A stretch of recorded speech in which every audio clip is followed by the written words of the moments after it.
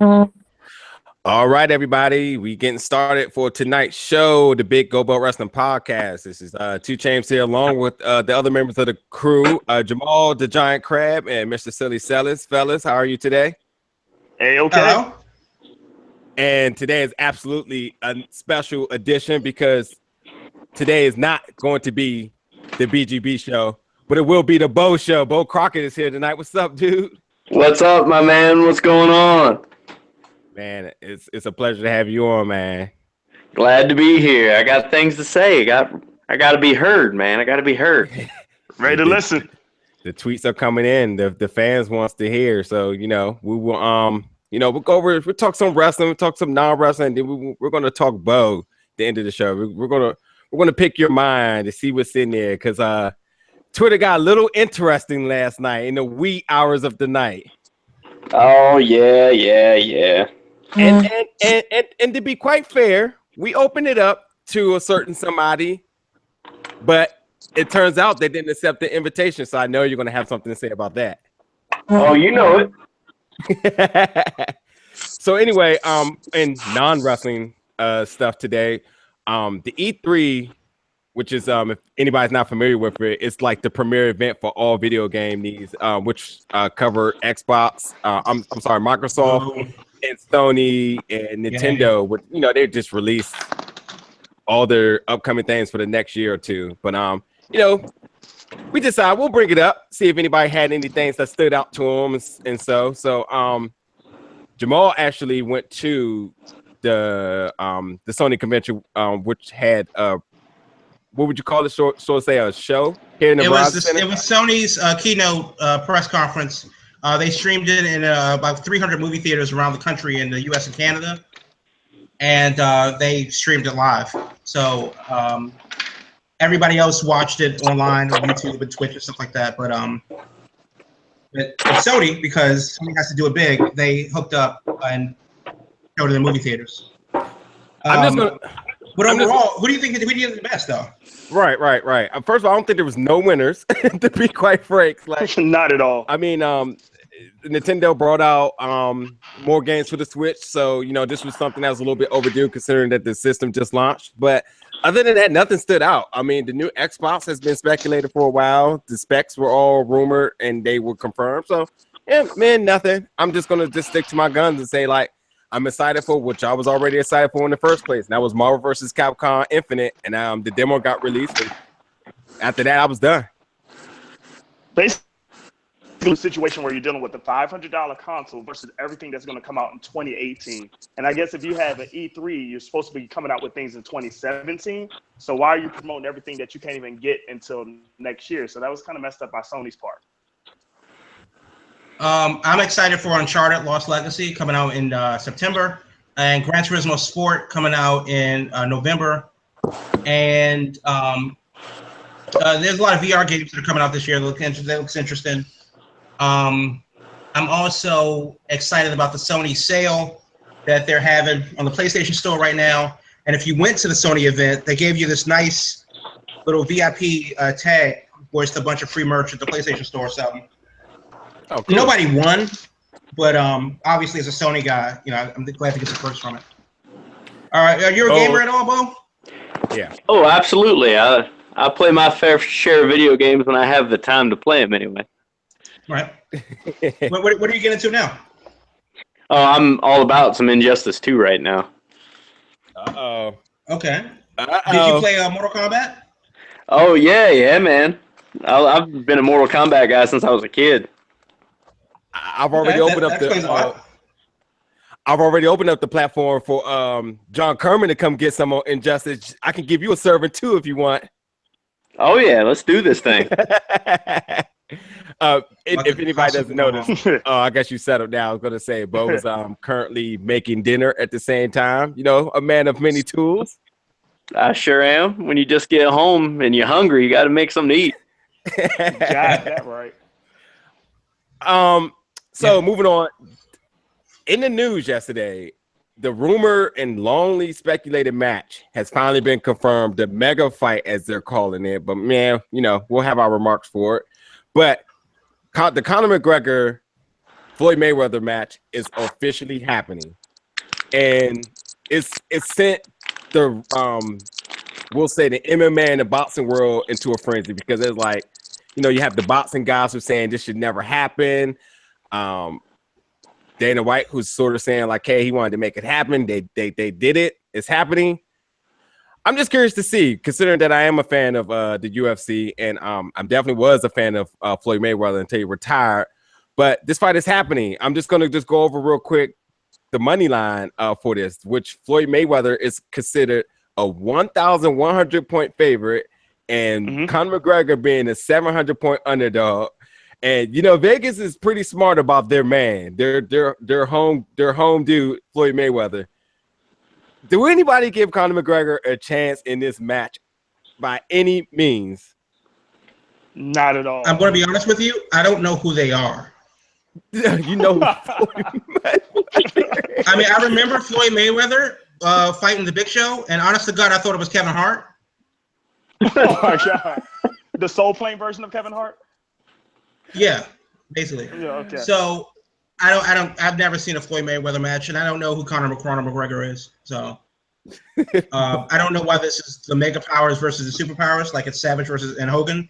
But I'm surprised that boxing still exists, honestly.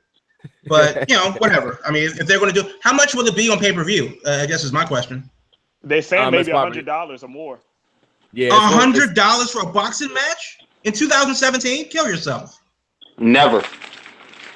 Yeah. Yeah, it's Never. happening. Don't catch me paying for that my fight. God. Yeah, pirating will probably be at an all-time high come that day. And the reason why it's going to be that high is because I know Mayweather does his promotion with Showtime, but last time when he had the fight with Manny Pacquiao, he was represented by HBO, so they had to split how it was done. Wonder if USC probably has something to say with that as well too, with making sure they get their pay-per-view buys in. So you know that's why they spiked it up so high. But either way, no. Bro, do you have UFC or is it whatever boxing is? Mayweather Promotions. He has his own production company. This guy's like Oprah. Hey man, when you own Vegas, when you're 49-0, you can just do. When you're Money Mayweather, you can do stuff. You know. Exactly. Well, he beat the Big Show. Must be nice. Bo, is there any chance Conor McGregor wins this match? Yes. If he can actually lay gloves on Mayweather. He's got the knockout power. It's just whether or not he can actually get through that defense. Mayweather is untouchable sometimes. I mean, we saw it in the Pacquiao fight. Pacquiao was swinging for the fences, but if you can't hit him, you can't knock him out. To go a little bit into this, first of all, I don't think McGregor is a good boxer because when he tried to stand toe-to-toe with Nate Diaz, we seen what happened. And that's just a guy that's, you know, has a good boxing background. But Floyd Mayweather is like the GOAT of boxing. He's not going to be able to hit this dude. Easy now. Ali is the GOAT of boxing. Ain't nobody better than Ali. Fine, I'll take that. But nonetheless, McGregor has only been through a stint of 5 rounds, with 5-minute rounds. Floyd is conditioned to go 12 rounds. He adjusts good. McGregor, he does have the knockout power, but just to be standing toe-to-toe the entire time with no kicks, where he's not in order to use any of his Muay Thai. True. Don't see a chance of this happening. This is not a MMA match. This is a traditional boxing match. Straight up boxing match. I mean, this started, just to give you the background, with they're both hotheads. We know this. They are. They're big hotheads. They both flop their money. You know, they always talk about who makes the most, blah blah blah. And they got down to a whole Twitter rant that was saying that I can see you in boxing. This happened. It started over a year ago, and they finally inked the deal to get it to go.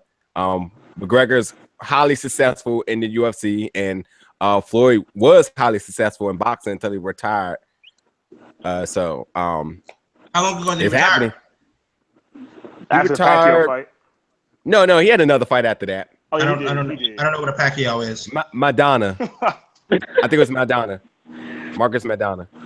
So How long ago was that? I mean, I guess the 2015? question is Mayweather in peak physical condition for both guys? I don't know if Conor McGregor is still doing it. I think McGregor's 29 and Floyd is 49. I'm sorry, McGregor's 28 and Floyd is 49.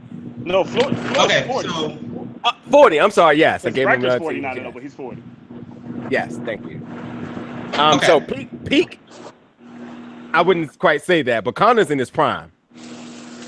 But here's the thing, though, about this match, though, that's like, if you think about it in a money sense, it's so many rules and regulations on this match as far as Conor can't use his legs if he tries to attempt to do something that Floyd would get, benefit of that, and the fight could be called off. It's like this fight is all for Floyd, and you're taking all the advantages that Conor would have using other parts of his body, his feet, his legs, and just using straight his fists. It's like you're a handicapped boxer right now. So really, if you think about it statistically, it's just no chance, very little chance. I won't say no chance. Very little chance that Conor can even be successful in this match because he's very limited in his skill set compared to Floyd. It's his whole skill set. One could argue that. You said he got himself in this situation, so it is what it is. Yeah. But you said he has the knockout power, and he also has the age. And I'm going to assume because he's smaller than a cockroach, he's bigger than a cockroach, he's bigger than Floyd Mayweather. So it's a 154-pound cockroach that you're talking about. Yeah. I've seen bigger. And you're right. Anybody with a fighting chance has a chance to win, but you have to be able to hit Floyd. And just like Beau said, did you just quote James Ellsworth? Who? Just playing. Any man with two hands. Any man with two hands. Man, let's get into some wrestling real quick now. So, last weekend was absolutely a treat here in the Maryland, DC, Virginia area, where Nova Pro put on a double header, which we got a show starting at 3:00. Life is like a box of chocolate, ending off with a second show, High-Fidelity, and absolutely was a treat. First off, I have to say, to come into Life is like a box of chocolate, it was a tryout show for wrestlers all over the country to come in and earn a spot for the second show. Mike said that he was going to be in the crowd and he was going to be a fan, but he didn't tell me that we was going to get all of you guys back also too, sitting over there. So to look over to see you, Fred Yehi, Mecca, just over there, taking control of the crowd, making it all fun and interactive was absolutely, it was a treat in its own. Like, dude, whoever missed out on that for like monetary reasons, I really feel for you. If you had other things to go on, I understand. But man, for $10 or $5 if you went to both shows, it was an absolute treat. A couple of questions I want to throw at you is obviously the easy one is who stood out to you, and how was it to be a Nova Pro fan that day? Well, the standouts. I mean, obviously, who doesn't love Sugar Dunkerton? Yeah. He was fantastic. Juggernaut stuck out to me for multiple reasons. He's from my area, so I know him. Mm-hmm. And, he stood out. The girls, Laney Luck, Alley Cat, they were both standouts in my book. Some of the things that unfortunately stood out for me were the bad, but we'll get to that in a minute. But obviously, who doesn't love Prakash Sabar and Jean LeBon? Hey, you lost the smile. All right, give him a break. Absolutely, the match of that first show, it was freaking crazy. And I won't take credit away from Alley Cat and Lady Luck, because I thought that was absolutely a great match too. Yes, it was. Cabana Man Dan, which the match ended in a weird way, but nonetheless, definitely glad that we was able to get a second dose of that. But for the quick 5 minutes in the first show, I was like, I see why everybody was talking about this guy. Somebody that nobody I feel like had on their radar was Graham Bell, the guy that kind of came out with the cannon gimmick. Oh yeah. Dude was legit. I gotta give him his props for a couple of reasons. One, because for a 6-man match that was kind of weirdly worked, it had to set the tone for the day. He stood out as well as Mr. Graham. But the one biggest thing that I liked about Graham Bell is that he came back for the second show, and he also was helping with set up the ring, taking down the ring, and he was very friendly. He came over and had lunch with everybody at Bonchon. So that's just the culture I feel like for Nova Pro. Everybody's very friendly, welcoming, and easily approachable. So I felt like he just fit right in for everything that he did for one day of impressions. So hopefully, definitely he made a great impression. It was so great to see guys like Juggernaut stuck around to help tear down the ring. Yep. Heck, Chet Sterling was hanging around, helping out take the ring, and he had just worked in the main event. He just seeing guys do that just lets you know that people want to be a part of Nova Pro in any fashion that they can. Absolutely. It's a lot about Nova Pro. That sounds good. And before we get into HI-Fidelity, just go ahead and let us have it. What were your bads for that first show? Oh, the bads? Oh man, that second triple threat was something.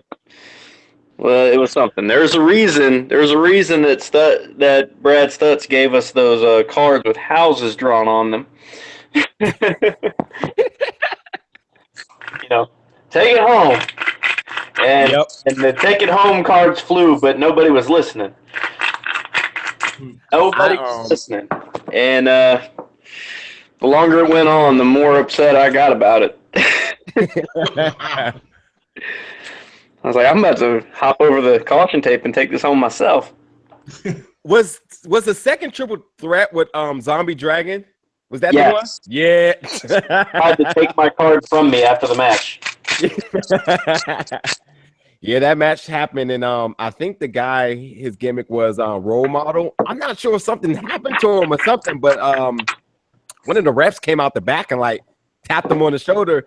And I don't know if he was saying like, hey, I need to wrap this up or what, but that match was very confusing. That absolutely was the low moment of that day. And Jamal, when we was talking about people we were looking forward to in the last show, he was like, Zombie Dragon's like, dude, look at this dude Facebook, like this is crazy. I don't know how people are going to perceive it.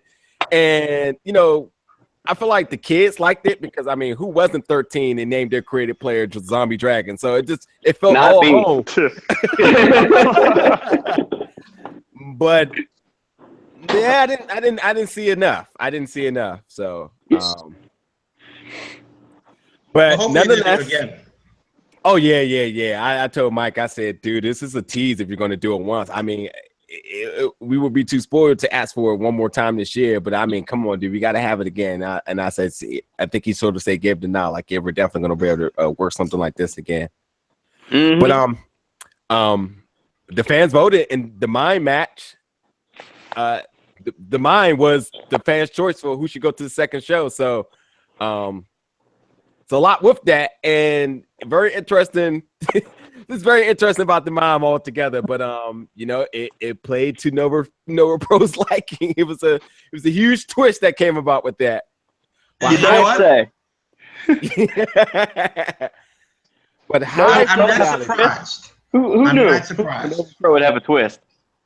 Right. When hasn't the show been sort of ended with such a twist? That fan saying, whoa. I wouldn't know anything about that at all. No. You're just there so you don't get fined, Humbo. That's right. Well, HI-Fidelity. I guess we can sort of go over this as well too. What was your match for the second show? The match of the night. Oh, the match of the night? Yeah. Well, any match that I'm in is automatically in the running. Yeah. There you go. There you go. Claim it. That goes without saying. But I gotta say, Eric Royal and Sugar killed it. Yeah. They had a fantastic match. Fans was definitely roaring their entire time too. Crazy thing is, again, I thought the women's did a really good job. I thought the D'Angela's Lane and Rachel Ellering match was like brutal. They brought it, and also the tag match with Alley Cat, Beta Scott versus Faye Jackson, and Jordan Grace also was pretty well booked. Yeah, it was a very good show, beginning to end, if you ask me. Mm-hmm. Oh, it was such a steal to only spend $25 for that much amount of wrestling that day. Absolute steal. Time flew by too. Like I have to say, before I knew it, and it was like 10:30. I was like, geez, like the whole day. Towards the first of all, it was your debut too with the Carnies. Mm-hmm. I gotta say that vest that you wear, that will that be for sale in the merch shop soon? That's pretty dope. Well, I appreciate that. There's more to your match, especially in the match. We're going to definitely bring up towards the end of the show as well too, because somebody just could not just let you celebrate your victory in peace. Somebody who obviously wasn't medically cleared should have had no business in that ring, if you ask me. Me too. But as a wise man as you are, things are done in your time, as you said. Absolutely. The Beau Show dictates when things go down. In WWE news this week, we have the Money in the Bank pay-per-view. I refuse to do a review of this card because that's just not fun. But we will. No. I would like to. I would like to know, who do you have as we'll go around the table for your Money in the Bank winners for both the women's and the men's, which this is going to be the first Money in the Bank women's ladder match ever. But just curious to see how you guys have both of these matches booked, being the winner, and what's to be made out of it. Say, Sellers, I know you're itching for it. My favorite pay-per-view of the year when you talk about WWE. If you don't mind, I'll go first. But for the men's side, I'm going to go into surprise test, and I think that Rusev will actually make a surprise appearance and be the 7th contestant, and he will win it. I always said to myself, or I always say, on a podcast, that it has to be a heel in a big spot. And Rusev's been cleared, and I think if you bring him in a big spot in this Money in the Bank and have him win it, you can have that storyline that he started, but it got dropped a little bit about telling Shane, I'm gonna come on my own time, I'll be on the show on my own time. I think that's why he'll. And I think I don't know. I don't know. I think I want to agree with that, but I honestly think that Roman Reigns is going to win both the men's and women's Money in the Bank ladder match. Because he can do no wrong.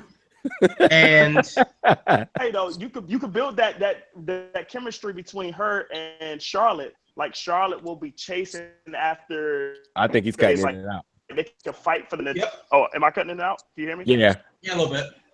Okay, so I'm just thinking for the briefcase, you can have them fight for the briefcase where Charlotte's trying to chase it, but then Natalya would just keep it. Kind of like what Kennedy and Edge did, where they tried to fight for the briefcase and Ed eventually won it. But I think it always comes back to Ken Kennedy with you. It does have to always come back to Ken Kennedy with me. Until he comes back to WWE, I'm going to always bring him up. It will never happen. Never. Never say never. Jamal, to your point again. But I think Natalya continue. It will be Charlotte's trying to chase after the briefcase because Charlotte thinks she's better for it. But this is Natalya's time when the Smack. Well, Natalya on my two. I want to say that Natalya Shirley, I don't want to say deserves it because I don't think anybody deserves anything. You got to go out there and earn it. But I think Natalya seems to be the furthest along in her career, and she hasn't been in the top spot in the women's division in a long time, and I think that she's due. So I'd like to see that happen. I just don't know if WWE feels confident enough to run with her compared to a Carmella or a Becky Lynch or somebody else. And since we know that there's not a snowball's chance in hell that Lana wins, I like her finish. Or even makes it to that match, because she could get attacked and sent to the back like one of the Bellas did.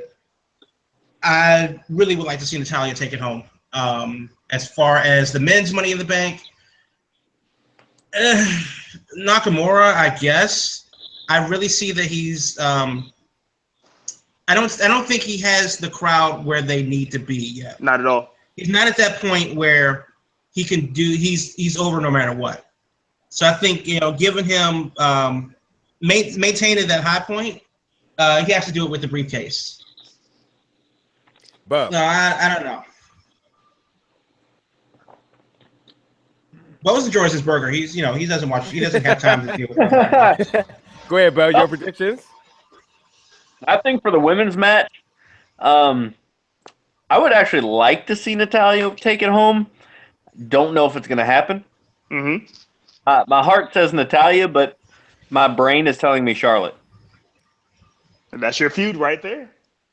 Yep. Well, because I just think they're going to throw all the accomplishments that they can towards Charlotte right now. Yep.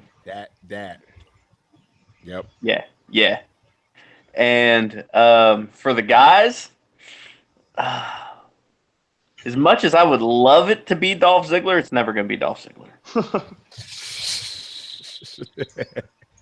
He had his moment. I was there. It was awesome. But that was 5 years ago. Never again, right? Hey. I still love that guy. I do too. Maybe Nakamura. I don't know. I don't know. I don't feel confident in that. So AJ Styles. I think a lot of people want it. Don't you think that's part of the problem, though? It's not necessarily who should win. It's who could win the best of a bad bunch, and none of these guys would be in that category. I wish I had more confidence in who I would want to win, but unfortunately, WWE hasn't really been giving us, the type of setup that this match deserves. I don't know if that's because what? Man. Look, for the men's, Baron Corbin wins this. This is the person I was waiting for that. This is the person that has needed that last oomph that the Money in the Bank briefcase will give him. He's a heel, which I do agree. A heel should be somebody that carries the briefcase, and for all the accolades and everything that he has not having the chance to get. Yeah. Besides the Andre the Giant Memorial, he's never really had but one high-profile title match. I think this is right for him in the career. I think he needs it. Otherwise, he's just back in that bunch. And for the women, everybody's been kind of saying the same thing. Where I think Tamina is the one who needs, to become reinstated back into the picture, and I think it gives her a chance to be highlighted again. But to piggyback off of what Beau said, I think they're throwing every accolade they can at Charlotte, and it will only make sense that she wins it. I would love to see Natalya just win it, and also, even cash it on the same night. Also, too, like the element of Baron Corbin cashing in just seems cool because of his gimmick, and the element of Tamina cashing in does not seem cool to me. But Charlotte cashing in, who's playing like a sort of say face right now, but they've been rumored to like turn her back heel. I mean, it makes it all the more right. Okay, 2 Chainz. Let me ask you this: does somebody cash it in that night on the show? Nah, I don't know. I think for ratings purposes, I think they keep it relevant for a while, so that is always rumored that it can happen on TV. I feel like that may help ratings a little bit, considering what Ziggler did in the past and others. Yep. So anything at this point to help Raw or SmackDown ratings. I think cashing it in on the pay-per-view doesn't help. And let me also ask this: even though you're not going to talk about the undercard, what is your opening match? Remember, I mentioned to you about Jinder Mahal and Randy Orton being the opening match for the title, even though they're in St. Louis where Randy's from. Women's match easy. First. Lana, the glove. Okay. Yeah. Okay, so next topic, the Mae Young Classic, which everybody has been eagerly anticipating. Pretty bummed that I'm not going to be going. Names have been released for it. I'm not sure if you guys have had a chance to see some of the names. Not yet. Let me check it out. But just was curious, anybody names that stood out that you are excited to? I'm not sure. I mean, Jamal, I'm sure you can add your 2 cents on it. The names that's been released, I don't know if they've been like totally confirmed, but you know, from everything that's been leaked for the Mae Young Classic up until this point has pretty much been kind of concrete. So for the names that you've seen that are rumored, sort of say, who stands out? Who you happy I would love to see Crazy Mary Dobson. Absolutely on my list too. She's on there for a while. I want to see how the Chinese talent does. China and wrestling, they really haven't had the that experience. So it's kind of, I don't know about these people in particular, but I do know that China doesn't really have the wrestling background that, say, Japan or in India does.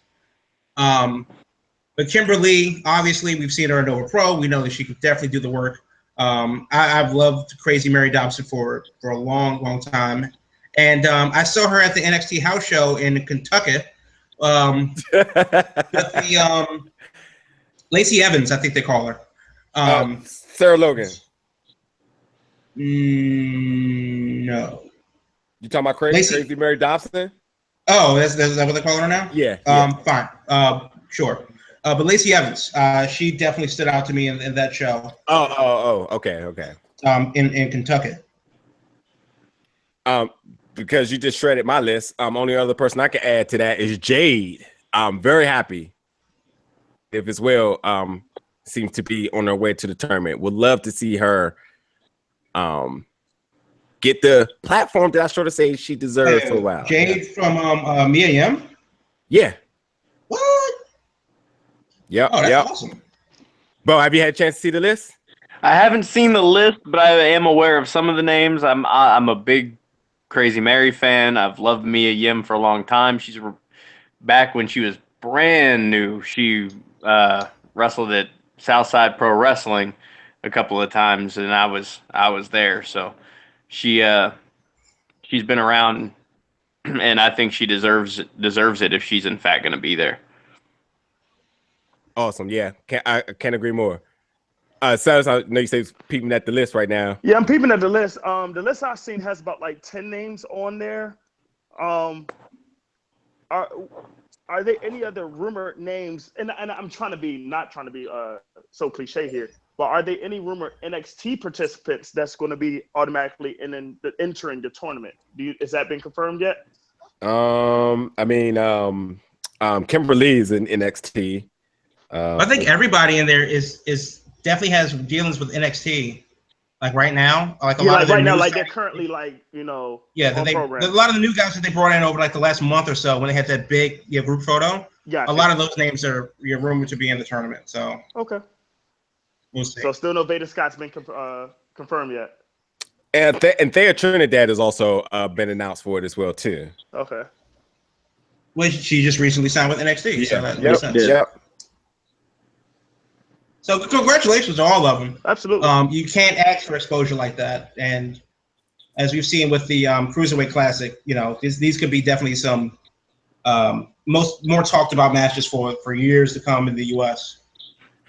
I'm going to let you handle this real quick, Jamal. This Bray Young and JoJo scandal that's going on, right? You mean Bray Wyatt? Bray Wyatt. I'm sorry. Yes. So good for him. Because look, if you're going to make that move, and trade up, you better make sure you're trading up. And I'll be damned if he ain't.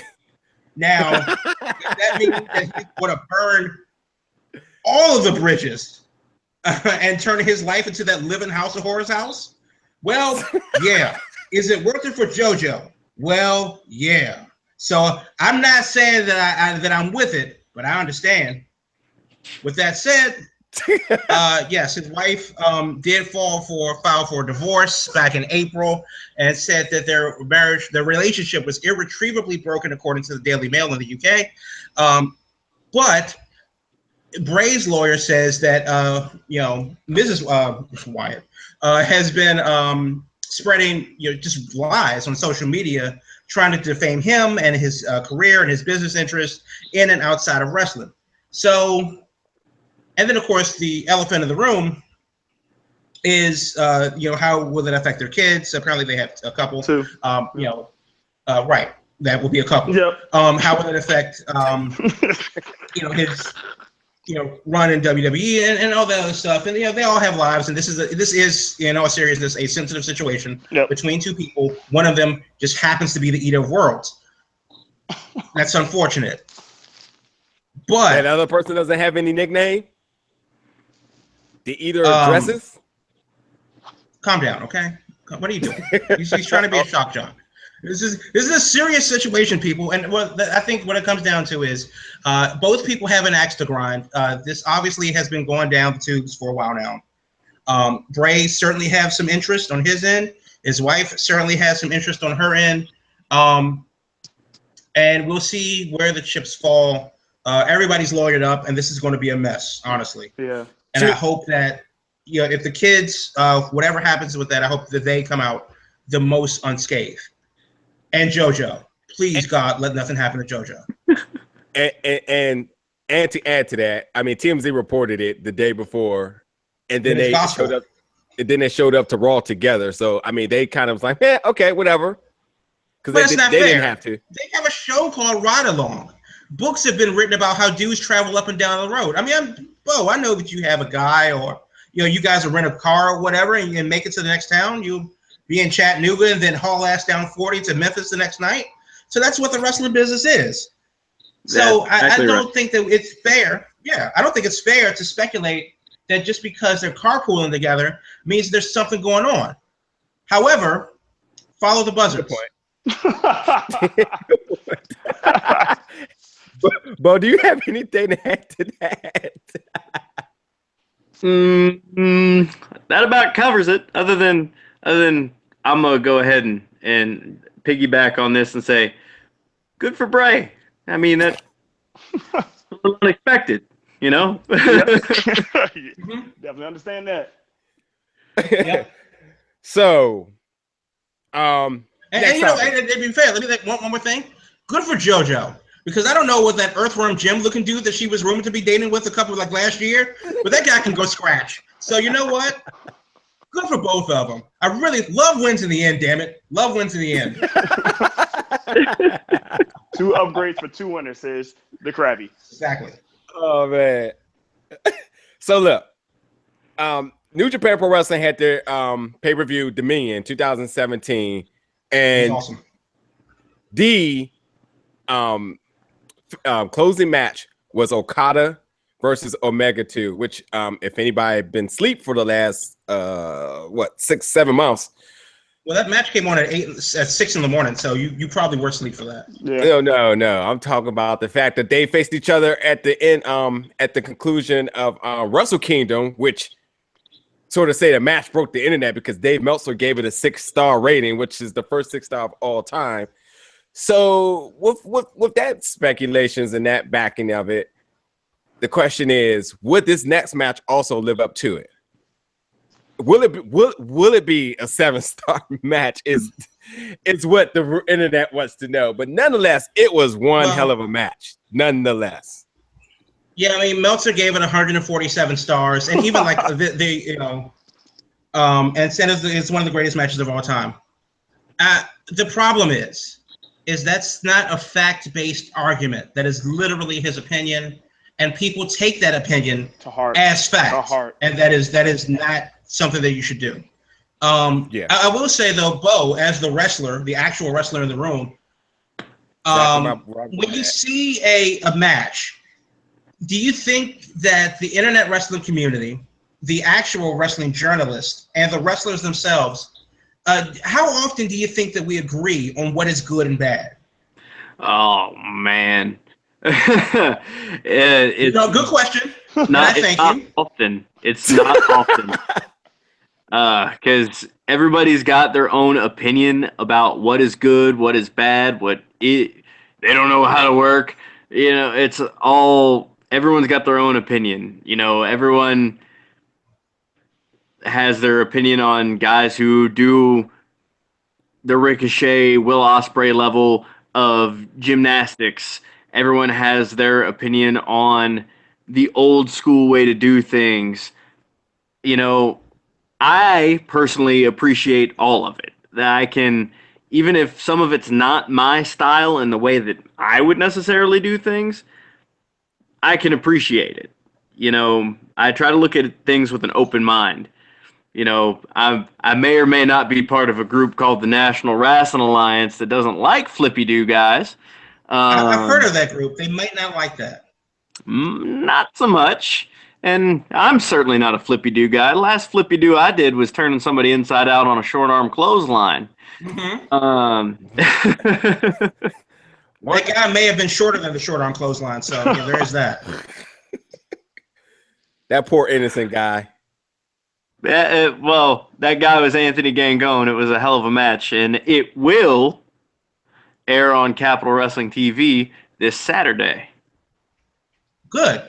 Well, that's GFL.TV or something like that. Yeah, GFQ Network. Yeah. Yeah, I need to get up there for that because I really want to see that in the church. Guys from Queens, that's what it is. GFQ Network. Shout out to that podcast. Yeah. So, but yeah, I generally agree. The wrestling landscape is bigger than anyone could imagine right now. And if you grew up in the 60s and you watch George the Animal Steel and King Kong Bundy and all of those guys, and they would have a 45-minute match with 17 minutes of rest holds, cool. But if you grew up watching Japan like I did, or if you grew up in Canada or Puerto Rico or wherever, Australia, it's all different, but there's room enough for everything. Right. Good point. And that doesn't include women's matches. That doesn't include intergender wrestling. And CCW just had their Tournament of Death, which was amazing. But it's not for everyone. I'm not saying that you should go out there to Clan Country in Delaware and watch CCW Tournament of Death. But if you do and you enjoy it, then hey, they deserve your money and you deserve to be entertained. So I just don't like the idea that people should be pigeonholed or base their opinion on what somebody else says. If you want to see Jean-Jean LeBon, do his mime gimmick, then that's what it is. Good for you. If WrestleMania for some reason can draw 105,000 people, according to WWE and nobody else, then good for you. But whether it's 20 people in an actual bingo hall in a firehouse, or 75,000 people in London, if you're entertained, who cares? Right. I've made a post about it last week, something like that. As long as there is a market for what you're doing, then have at it, man. Just do it good. If comedy's your thing, then go do it. If deathmatch is your thing, then go do it. If you're a luchador, go be a luchador. If you're an old school guy, go be an old school guy. As long as there is a market for what it is that you are good at, then by all means, go ahead and excel. Go get it. Right. I mean, look. I mean, that's just the world right now. Like, just for something that I can slightly reference to easily is the way how musicians come out with music. Before it was all about, hey, get my disc demo, getting it put out there, hoping to get a record label, to get attention, get a record deal. Nowadays, it's like, hey, get something catchy on YouTube, make $1 million dollars, and I'm good. Times has changed. Adapt to what it is, and whatever you want to sell in, go for it. There is no one direction on how to succeed. Well, what it comes down to, everything that's culturally relevant is generational. So that thing that may have sold in the 60s or 70s may not be relevant in the 80s or 90s, and it may be relevant again in 2000 and 2010. So It's just a matter of the fact that this person in this part of the world, in this culture, may see only this. And that's what they base their entire experience on. And then, unfortunately, you have another person with another experience that goes, no, I'm right, because this is all that I've seen. It's amazing. And so on. But luckily, because of the internet, and got to take the good with the bad in it, we have seen the world of wrestling, and it's never been more integrated than it has today. And that's a good thing. So, Beau, your take on the match, if you've seen it. I unfortunately have not seen it yet, but I saw the first one. Okay. The first one was amazing. It was one of the best matches I've ever seen. And from what I hear, part 2 is lives up to the hype. Look no further. The part 2 is living live right on our Facebook page. So everybody that's listening who's not seen it, step over to Facebook at BGB, the Big Old Belt Wrestling Podcast, and you can see it. Do you really want to advertise your pirated stream of New Japan Pro Wrestling's show? Or do you just want to tell people?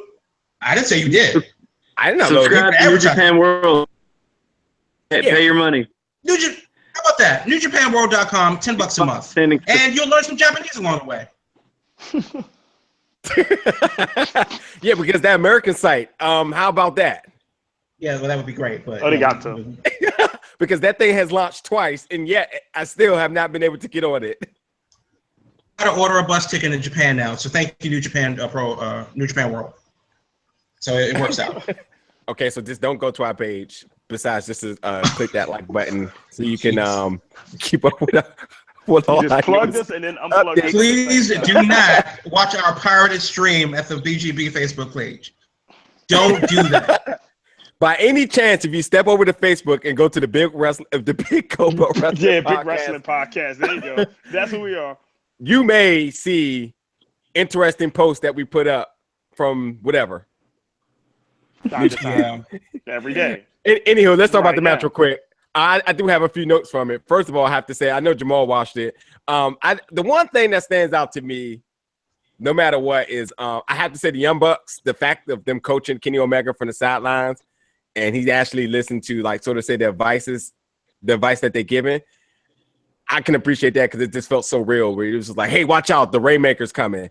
And he avoided it, and it just felt really real. First of all, it went 60 minutes, and it was so well paced.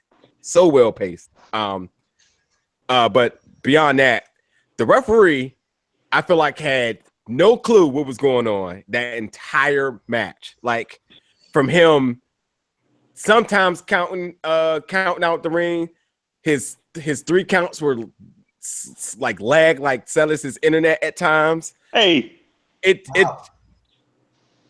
just felt like I don't know, but minus the ref, I thought the match was really, really good. And I won't go over the winner because some people on this show has not seen it, but nonetheless, 60 minutes of straight clinic from the two of them. It's the match of the year, and that's the only thing I'll say about it. If you want to look it up and see what it was, it's the match of the year, and I would honestly say it's top 5 greatest matches I've ever seen. It's up there with Super Crazy and Yoshihiro Tajiri from ECW back in the day. It's up there with Bret Hart versus Shawn Michaels Iron Man match from WrestleMania 12.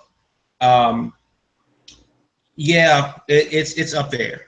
It's up there with Logan Easton LaRoe and Chet Sterling from what was it, the Nova Project, I want to say last year, which was amazing. The concussion swerve, whichever one that was amazing.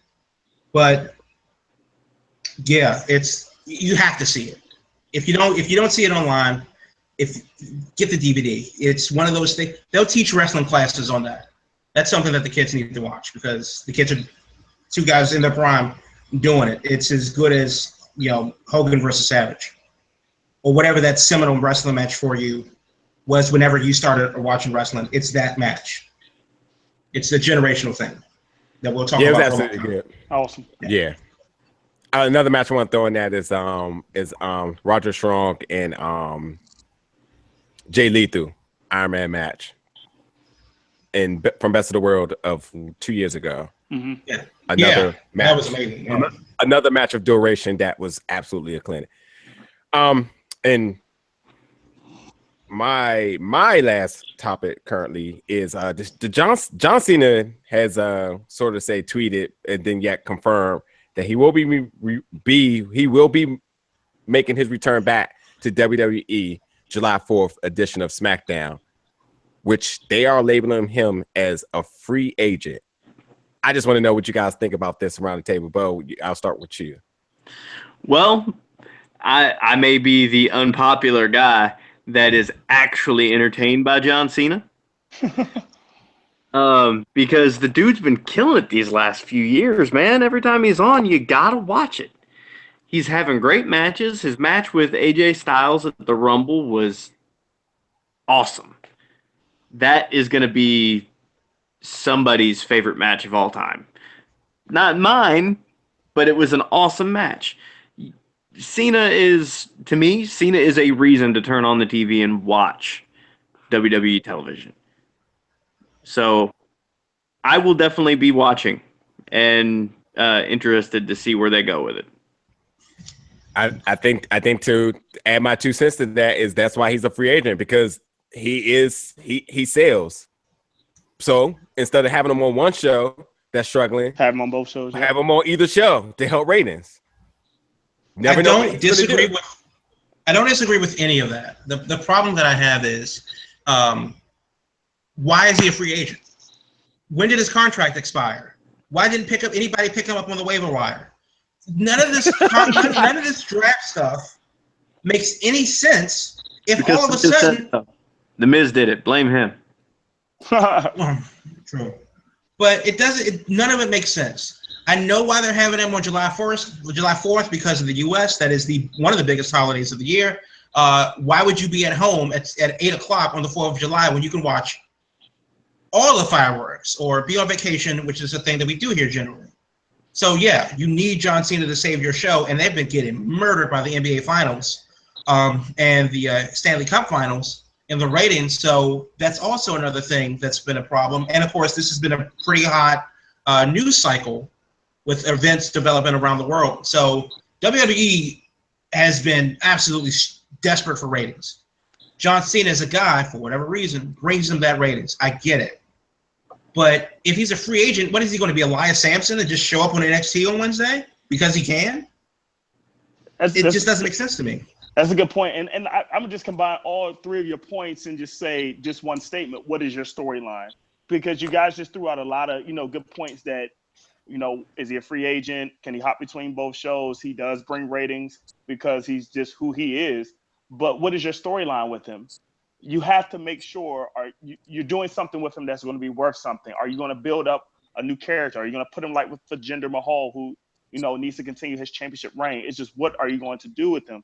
And you want to be very smart with it too, because if we're trying to do this for ratings, this could be a power struggle that you're going to have not only when the summer's over, when football comes back and you got to compete against Sunday night, Monday night football. What are you going to do with him that's going to make a great impact that's going to lead to that fall season, which you want to have that great impact for? So, I think Cena will be able to do it.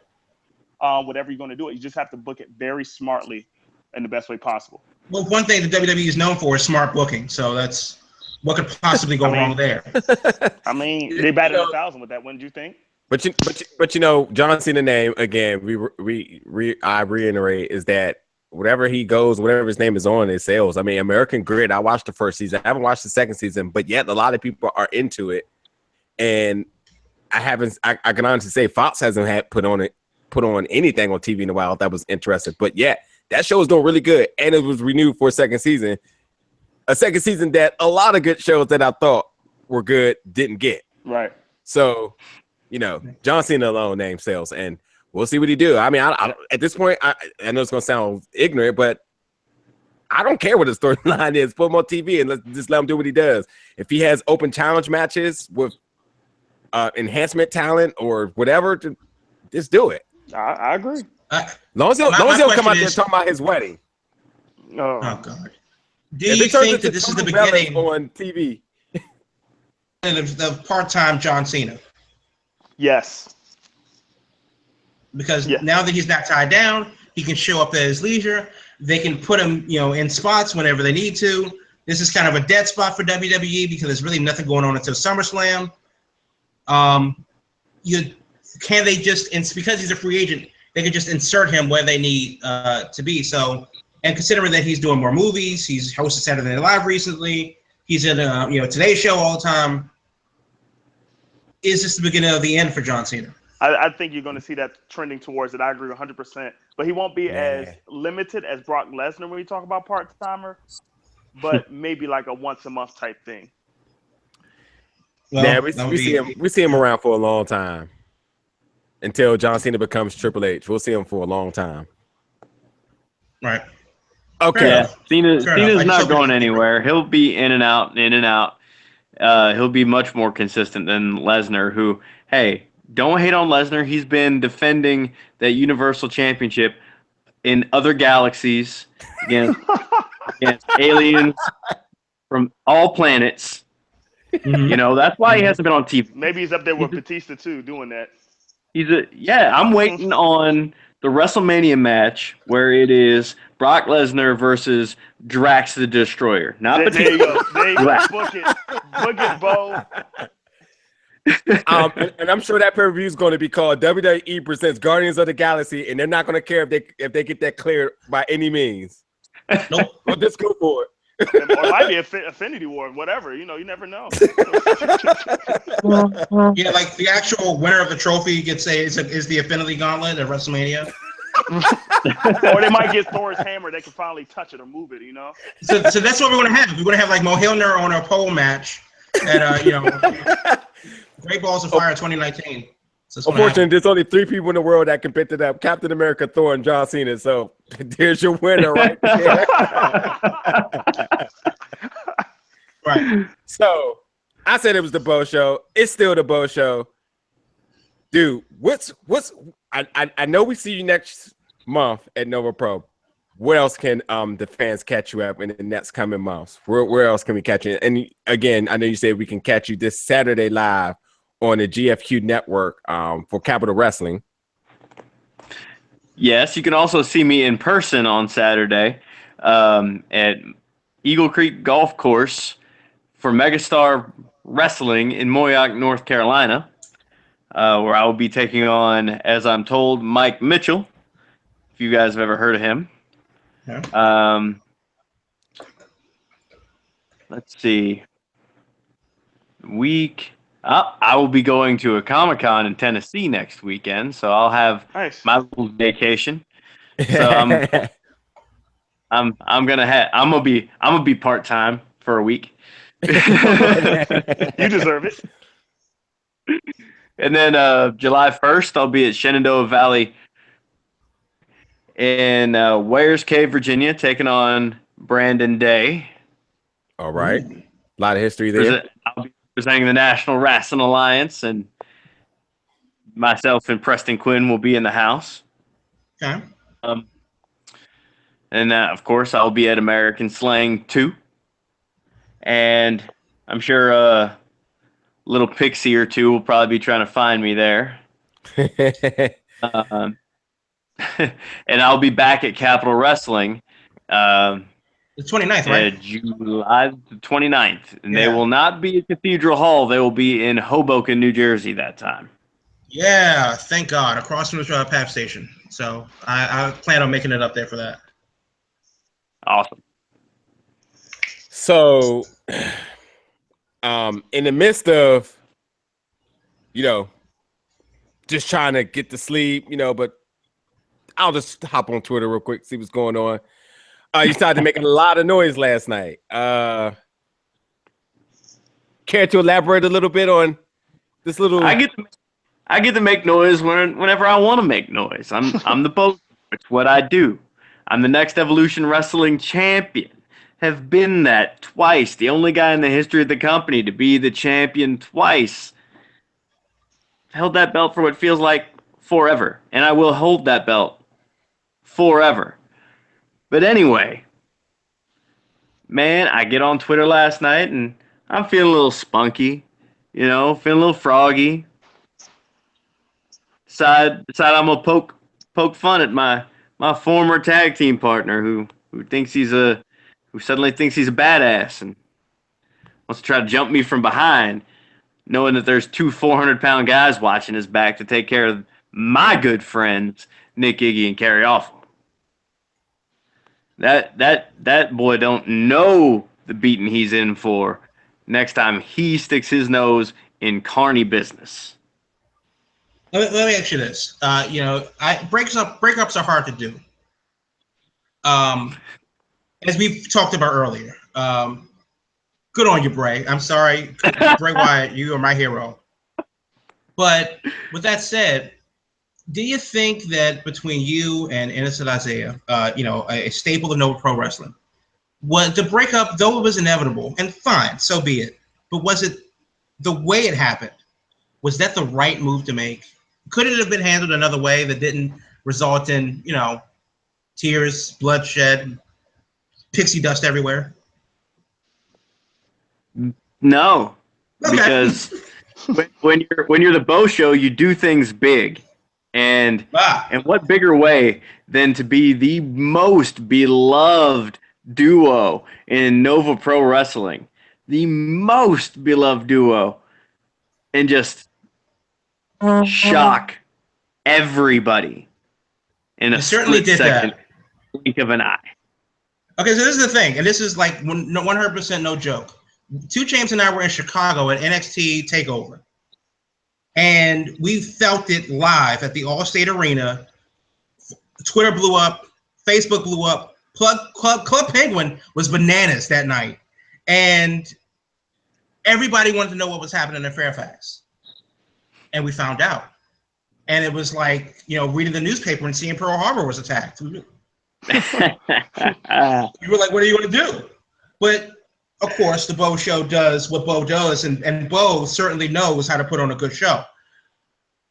I gotta say though, you gotta think that Isaiah, God bless him, and he definitely sounds like the girlfriend that just doesn't take the hint.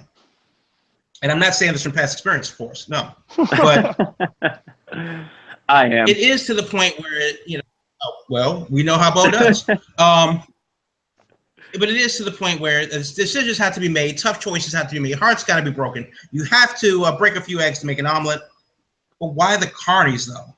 Out of everywhere that you could have gone, out of anybody that you could have hooked up with, or even made it yourself, other than the beautiful and talented Priscilla Kelly, why the carnies? Like, I just don't understand it, because Terry Awful and Nick Eggy are like a Costco-sized bag of douche. Hey, and I say that respectfully, of course. Hey, you watch. Watch yourself. Noted. We'll bring hell to you too. Hey Jamal, in a little bit, I'm about to start a GoFundMe to get you your VA license so you can take some.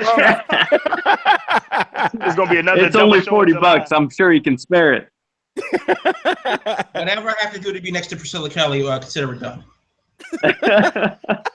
Well, I'm just saying, the carnies, kindred spirits. If you guys remember way back to the very first Nova Pro Wrestling event, I was not such a nice guy. Nope. I really wasn't. And then the roles reversed, and then Bobby Shields wasn't a nice guy, and then I was. I learned to play nice with others for a while, but when you're constantly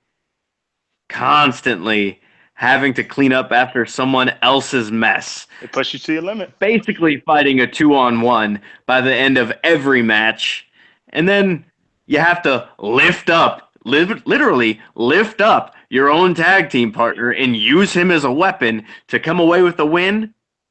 Who's doing all the real work? The Beau Show. Exactly. So here's the thing, though. The Beau Show, there are no tag team champions in Nova Pro Wrestling, and is what it is. But now that the Beau Show is not solo dolo yet, but when will we see Beau Crockett go with a Nova Pro? Because Chet Surley's had that damn belt forever, and I don't know why anybody's beating him yet.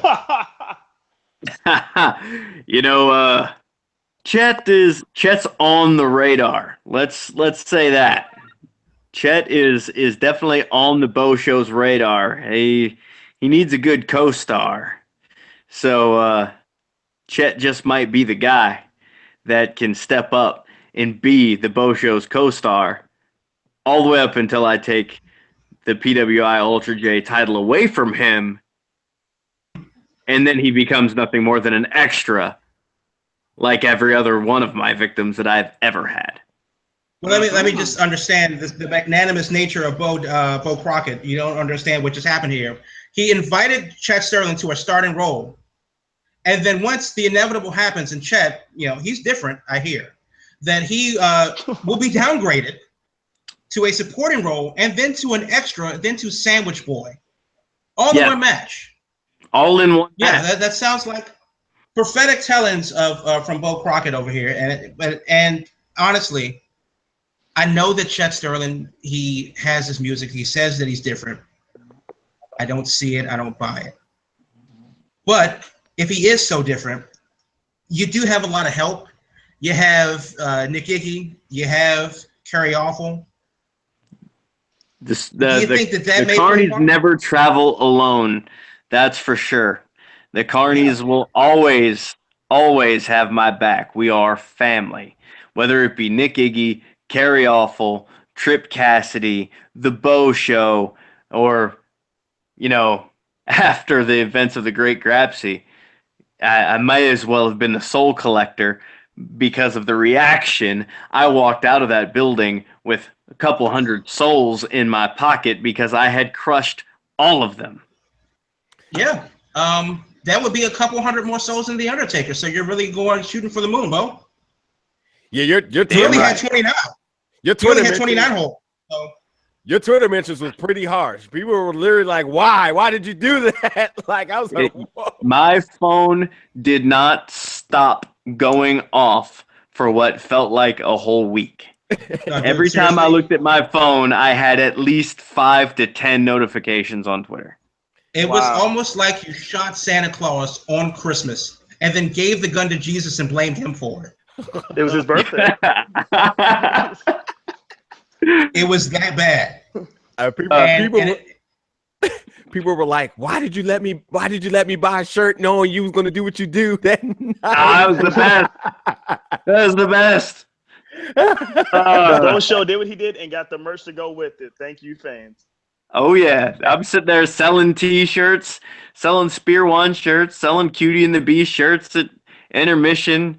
Getting my money left and right, and then bang, I pulled the trigger and broke all their hearts with their money in my pocket. It wouldn't be a Nova Pro show if people weren't absolutely fashion, isn't it? Yeah, if it wouldn't be a Nova Pro show if you weren't left dazed and confused and wanting more. That is the truth. That is the truth. All right, boys. It's a good thing we were on last because some folks literally just got up and left. I heard that. And let's talk about how you concluded your match at High-Fidelity. You decide to use one of your old maneuvers, I see. Yeah, go with what works. Nick, he gets up even better than Isaiah ever did. So it was just only a natural thing for me to say, no, let's not do Death Comes Calling. Let's do The Time of Your Life. Let's do that because why not? That's why, because why not? Everybody will love it. Yep. And they did. I'm sure they did. Absolutely. Absolutely. A different question, and I think we could move on after this. Is it possible, like just me to you as a fan, is it possible we could see maybe some designs or patterns shaped into Kerry Awful's back? I'm thinking like baseball field stuff. It would be great. Like make like a little diamond, little houndstooth pattern. I think that'd be really sweet. No Mets logos? They're not Mets fans down there. Oh, okay. I'm not even going to dignify that with a response. Well, you just did. Thank you. And after you picked up your win this week in your debut with the Carnies at Nova Pro, as you decide to grace the crowd with your presence, then what happened? Then some crazy, can't take a hint, little pint-sized man, if you want to call him that, came through the crowd. He literally came out of the closet. Oh, did he? He came and attacked me. Put his hands on me. I always told him, no touching, no touching. And That is true. he came and he put his hands on me and he attacked me after a hard-fought match. I just fought like 9,000 pounds of human being, and here comes innocent Isaiah to come and stick his nose in carny business yet again. You'd think he'd had enough after the Great Grapsy. Okay, Hashtag no means no. This is the thing, and I think people really don't realize this point. They were cuting the beast. We're talking to the beast. What do you expect him to do? Yeah, don't blame the bear for eating salmon. It's what bears do. I mean, like, why is this a point of contention? I mean, like, not every story has to have a happy ending. You always have to look out for number one at the end, and I totally understand that. I just don't understand why the carnies, because God damn it, Kerry Awful. I don't. That's another discussion for another day. But you know what? You have your motives. That's maybe not something that I need to specifically know about, and that's what keeps us watching, because we want to know what's going to happen next. We definitely want to know, that it's now that you have the ability, the freedom, as you put it last night, to go and do things. Maybe that means gold in your future. Maybe you're on the prospecting right now for a little bit of gold around your waist. Who knows? Maybe you're going to take your talents to up and down the Piedmont Triad region, this Great Smoky area, and let them know that the carnies are here to stay. And yes, Kerry Awful's back is really that hairy, but we it's like a chia pet had sex with a lamb. I don't understand, but still, I'm gonna let him drive you. He's digging his own grave, and I'm telling you, like, right. You're by yourself. I'm gonna make myself as clearly as a bystander as I can. Like, I'm gonna be carnied out, and I'm gonna be like, "That you looking for him? He's right there." I'm gonna throw him under the bus. I gotta deal with? Wearing his vintage Beauty and the Beast T-shirt. Exactly. It's a relic he has it now. He has it. He has it. Proudly. Listen, there were no regrets. I'm happy to give you my money. Good man. And all I have to say is Isaiah decided that he wanted to scrap at that moment. But as Beau says at all times, you do it on your time. That's right. Oh, yeah. Oh, most definitely. I will deal with the jilted ex on my own time. But trust me, Isaiah will be dealt with. Okay. It sounds like a Lifetime movie now. So you know what? That's what it is. That's not Beau's fault. It's not. He made it known.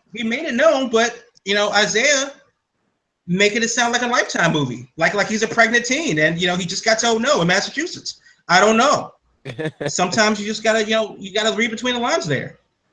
But it is what it is right now. That's what we got to deal with. This is the world we live in. It is what it is. But yeah. So that's understandable. So can we move on to Do We Care? Yes. And just so for anybody again who's never listened or never tuned into the Big Go Boat Wrestling podcast, no one's ever not listened. I'm just throwing out the disclaimer just in case anybody everyone listens to the show.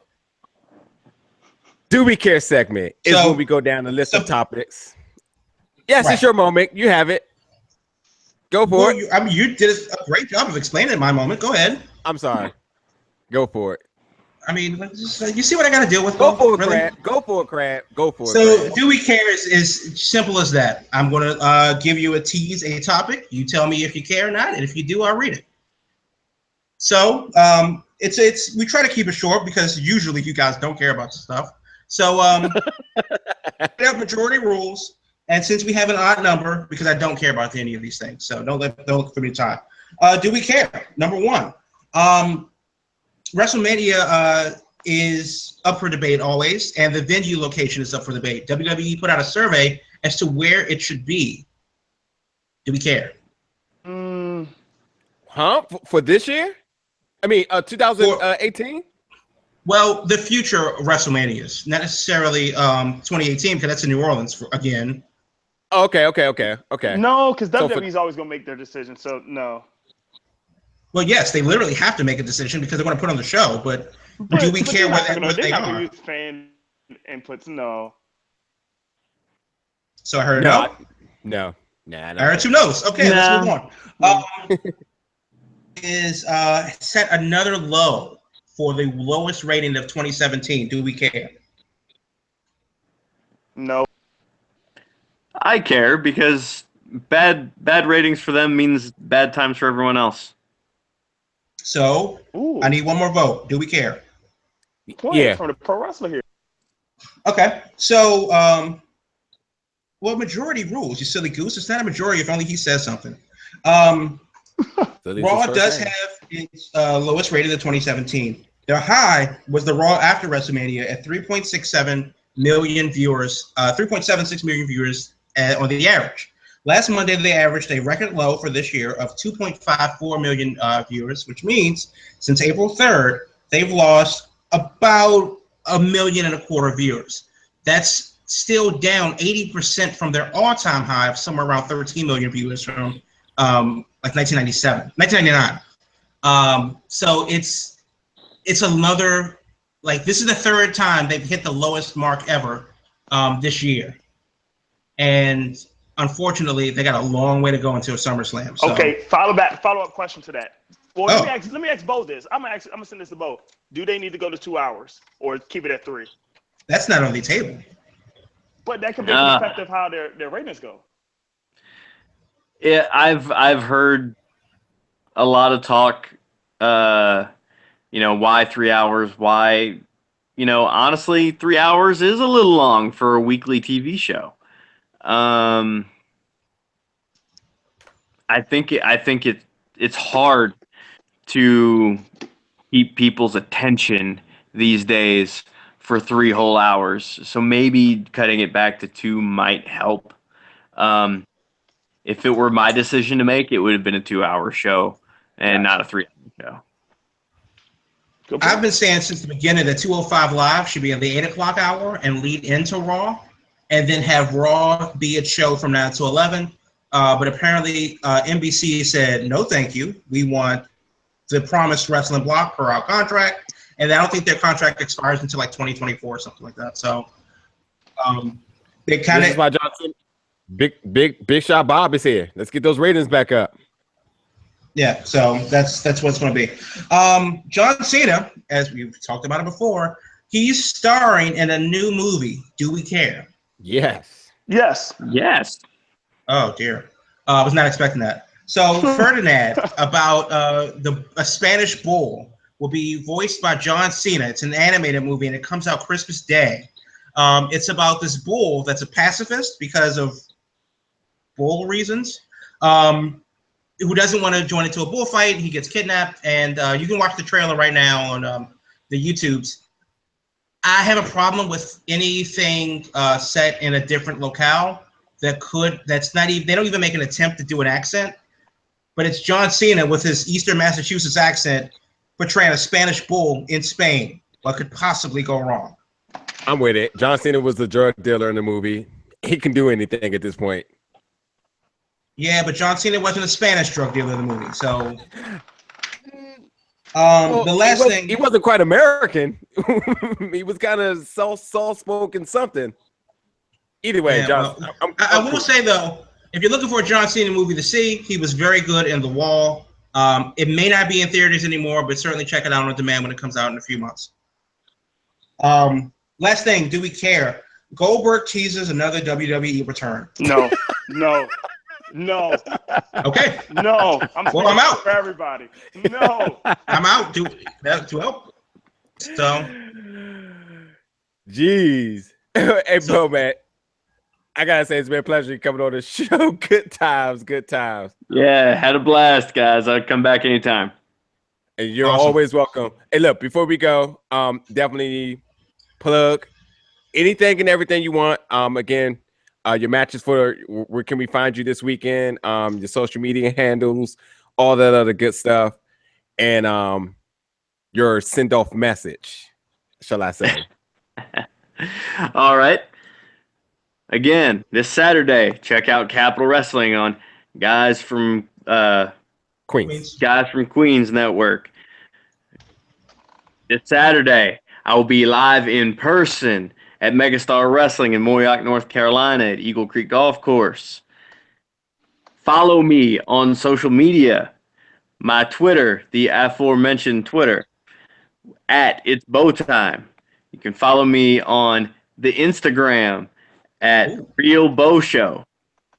You can follow me on Facebook, Beau WP Crockett. Send me a friend request. I can still accept a few more. Or you can like my page, the Beau Show, Beau Crockett. Great. By any chance, should anybody still be following that Cutie and the Beast handle? I know I'm not going to be posting from it anymore. That's for sure. And speaking of Cutie and the Beast, let me set one thing straight. I was the cutie, not the beast. Oh, mic drop. I stand corrected. My apologies, sir. Dude, I'm worried about you, dude. I am too. I'm too grabby. You may not want to go to Nova Pro. Right, exactly. and you sit in the front row too? Oh no. And I'll slap Kerry off on his left boob. Okay. And Beau, you just want to say something? That dog too much, he will bite. Go ahead. Let me send a message out to my dear sweet friend, Innocent Isaiah. Isaiah, you and I have known each other literally your entire wrestling career. I was there when you were trying out. So just keep this in mind. I helped bring you into this business. I will take you out of it. What? Oh, no, he didn't. He did. He put it out there. Heard live here on the Big Gold Belt podcast. He put it out there. I just had some breaking news before we sign us off real quick. Innocent Isaiah will be appearing on the show next Thursday to respond back. Are you serious? To your comments that you made. Are you serious? Tonight. I'm very serious. So I will give him the time, all the time in the world to respond. But I think it's only right. Only right. Oh, I'll be looking forward to that. And then the following week after that, who knows? Who knows? Maybe I'll open it up to the two of you guys and you just take over. And we just that will lead up to July's Nova Pro. You know, who knows what can be made out of that? But the cards are on the table for you guys. But Innocent Isaiah will be responding next Thursday, 8 p.m. Eastern Standard Time on the Big Gold Belt Wrestling Podcast for his long old buddy, the Beau Show. And again, Beau, I appreciate you coming on today. It's been a pleasure. It's always open for you to come back. I think there will be a need for you to come back. If these messages that I'm getting, I get the sense that I'm going to have to come back at some point anyway. But it's been a pleasure, gentlemen. I had a blast. Absolutely. And we're signing off. So everybody, thanks for tuning in. We'll catch you next Thursday, 8 p.m. Eastern Standard Time. He said he brought him into this world.